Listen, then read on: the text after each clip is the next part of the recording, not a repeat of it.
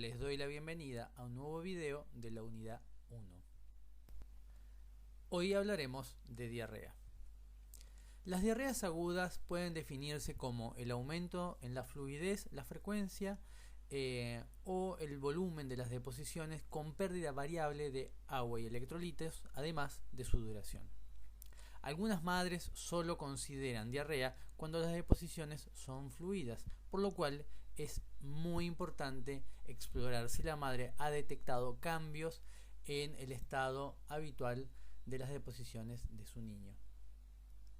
Dentro de las causas podemos encontrar principalmente virus, bacterias y parásitos. Dentro de los virus, el rotavirus y el adenovirus son los principales, seguidos de las causas bacterianas, Escherichia coli, Campylobacter jejuni, entre otros, y parásitos. El rotavirus es el principal agente infeccioso que produce gastroenteritis, provoca una diarrea severa que lleva rápidamente a la deshidratación y es el responsable de 1/3 de las internaciones por diarreas. La disminución de la morbimortalidad por diarreas depende fundamentalmente de intervenciones. Disminución de la morbimortalidad. Dentro de los elementos que podemos encontrar como prevención en la morbimortalidad o la disminución de la misma es la prevención primaria y secundaria sobre diarreas, el control sanitario y las medidas de salud pública, garantizar el acceso a la atención en la salud pública, medidas de control en hospitales y o comunidades cerradas, capacitación del personal son referente a este tema. En cuanto a lo que es la prevención primaria y secundaria, la prevención primaria implica medidas a implementar a fin de evitar contraer la enfermedad, y la prevención secundaria es el buen manejo del episodio diarreico en lo referente al sostén y recuperación de la hidratación, además de la alimentación o nutrición adecuada. El control sanitario y las medidas de salud como elemento, uno debe tomar en cuenta el control bromatológico de los alimentos, las bebidas y la difusión de mensajes preventivos a través de campañas publicitarias por diferentes medios.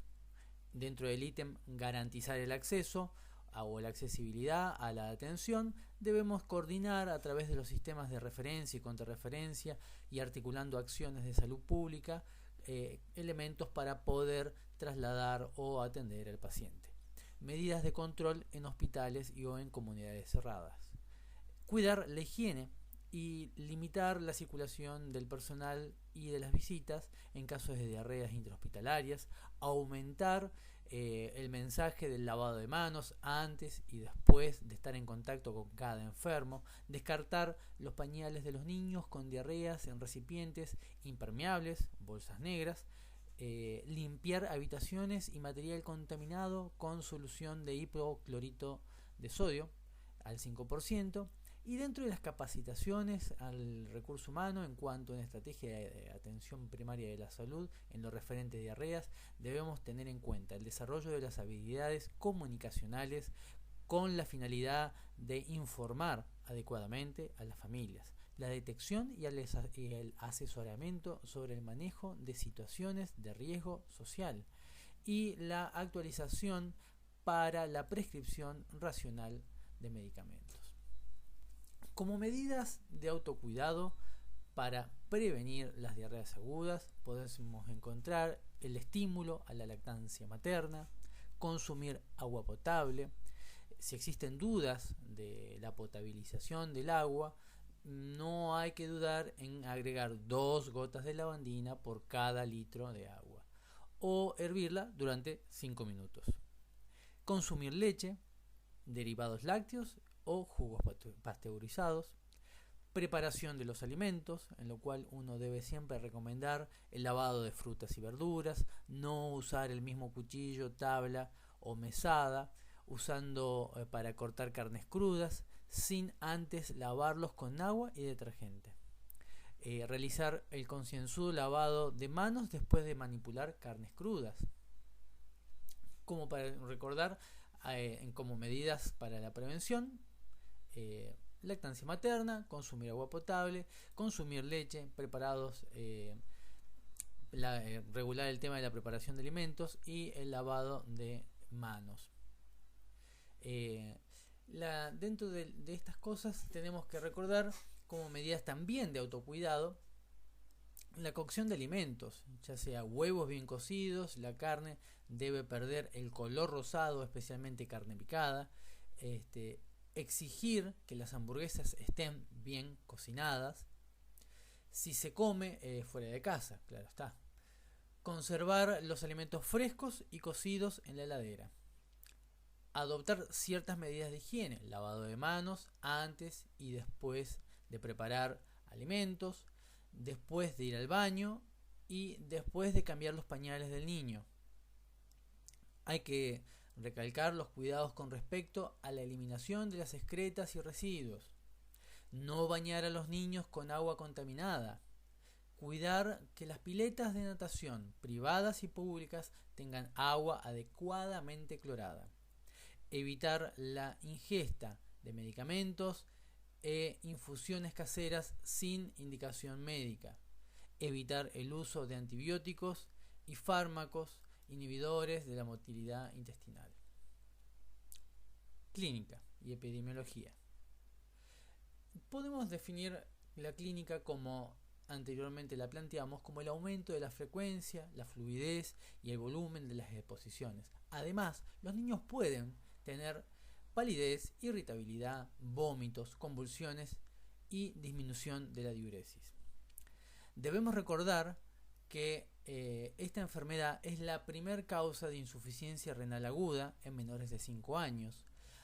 Puede causar la muerte y dejar secuelas para toda la vida como insuficiencia renal crónica, hipertensión arterial y alteraciones neurológicas. Se presenta durante todo el año, con predominio en los meses cálidos. Existen alrededor de 400 casos nuevos anualmente y en la etapa aguda puede llegar hasta un 2 o un 4% de mortalidad en los niños afectados. Es de importante recordar que el síndrome urémico hemolítico en nuestro país es una de las enfermedades endémicas transmitidas principalmente por alimentos contaminados que se producen por la bacteria Escherichia coli enterohemorrágica. Terapia de rehidratación oral. La terapia de rehidratación oral es la reposición por vía oral de los líquidos que se pierden durante los episodios diarreicos, a fin de prevenir y tratar la deshidratación. Esta terapia está basada en la comprobación de que el ser humano, de que el transporte de glucosa y sodio se llevan a cabo en proporciones equimolar 1:1 a través del intestino delgado. Las sales de rehidratación no reducen el número de deposiciones, con lo cual esto debe ser planteado a los padres. ¿Cuáles son las contraindicaciones de la terapia de rehidratación oral? El shock o la depresión del sensorio, el ilio, signos clínicos de hipernatremia o acidosis metabólica severa. Las indicaciones son la rehidratación y el mantenimiento de la hidratación. ¿Cuáles son las ventajas de la terapia de rehidratación oral? Hidratación rápida y adecuada en el 90% de los casos. Permite una alimentación temprana del sujeto afectado. Previene la deshidratación y permite la hidratación rápida y adecuada en el 90 a 95% de las personas que están deshidratadas, en cualquier edad, estado nutricional o etiología de la diarrea. Es simple y es segura. Evita la vía endovenosa y reduce la morbimortalidad, además de reducir costos. Preparación de las sales de rehidratación oral. Debe explicársele claramente a los padres o a la madre cómo preparar las sales. Previo buen lavado de manos, diluir un sobre de sales en 1 litro de agua potable a temperatura ambiente dentro de un recipiente limpio. Disolver y mezclar bien la solución durante la preparación y cada vez que se reutiliza. Guardar la solución en la heladera. debe ser administrado a temperatura ambiente, ya que si está muy frío retarda la evacuación gástrica, pudiendo producir vómito. Descartar el sobrante de la dilución a las 24 horas. Si está preparado incorrectamente, puede ser muy concentrado o muy diluido y traer efectos perjudiciales. Tratamiento nutricional.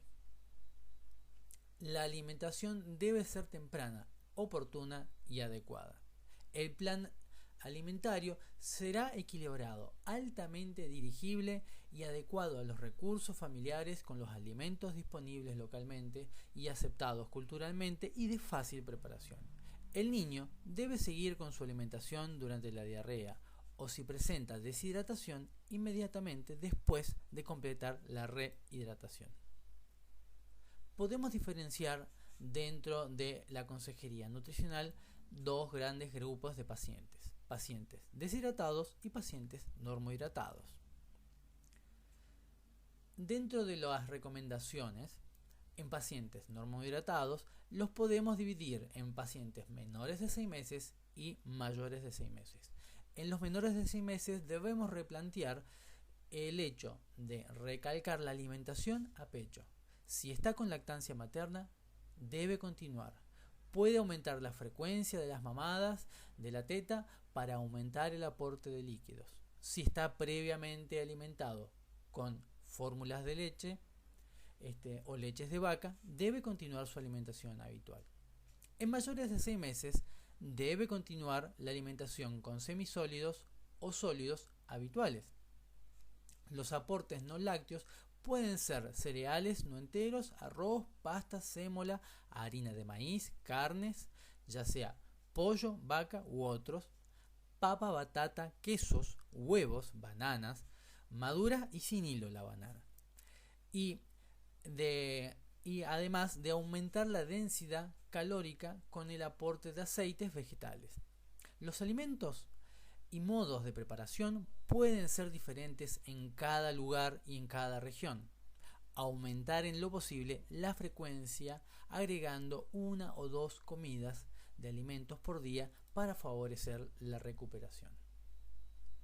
Las recomendaciones nutricionales en pacientes con deshidratación también las podemos dividir en dos: pacientes eutróficos o con desnutrición leve a moderada y pacientes severamente desnutridos.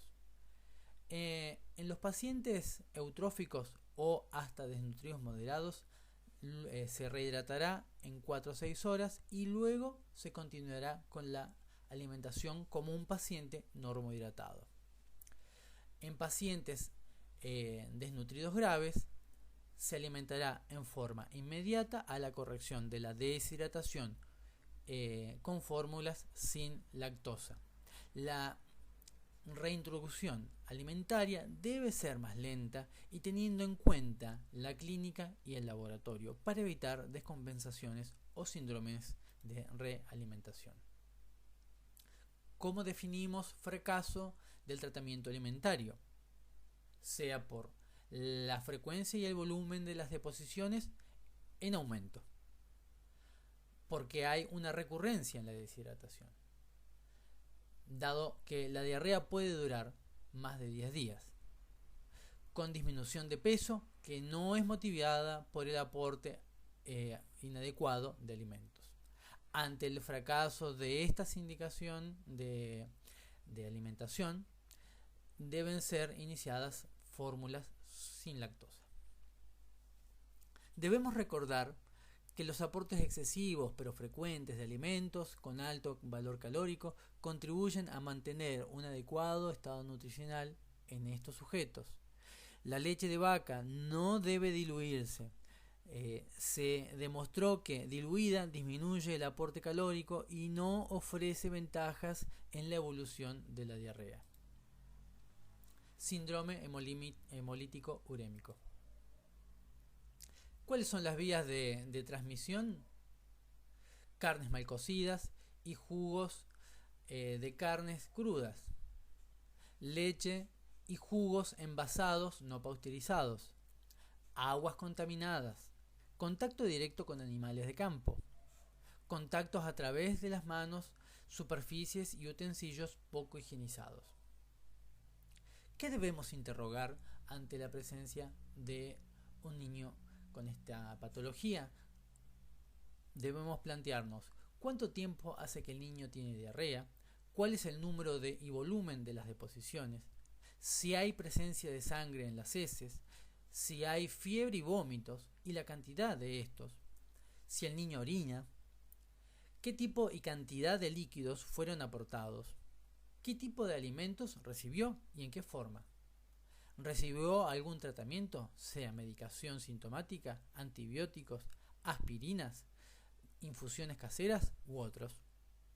¿Hay otros afectados en el entorno, ya sea en el jardín, en el hogar o en el comedor u otros lugares? Es muy importante también efectuar un examen físico completo y priorizando estado de hidratación, semiología abdominal y estado nutricional. En las diarreas podemos encontrar tres grandes grupos: con deshidratación, sin deshidratación y con la presencia de sangre en la materia fecal. Estas últimas requieren un seguimiento mucho más cuidadoso del estado y del examen clínico, y debemos controlarlos cada 24 horas para pesquisar tempranamente aparición de complicaciones. Además, el paciente ambulatorio no está indicado el tratamiento antibiótico. Si presenta cuadros de compromiso del estado general o disentería, y si se encuentra en condición grave, derivar al hospital más cercano. Si se acompaña de palidez y oliguria, se deberá sospechar síndrome hemolítico urémico y derivar al hospital de referencia. ¿Cuáles son los signos de alarma? Signos de shock, alteración del sensorio, estado infeccioso, signos clínicos de hiper o hiponatremia, acidosis metabólica, abdomen distendido y doloroso a la palpación, vómitos biliosos, anuria o disminución de la diuresis, además de diarreas prolongadas si duran más de 14 días. Desde ya, muchísimas gracias por su atención y los esperamos en el próximo video. Hasta luego.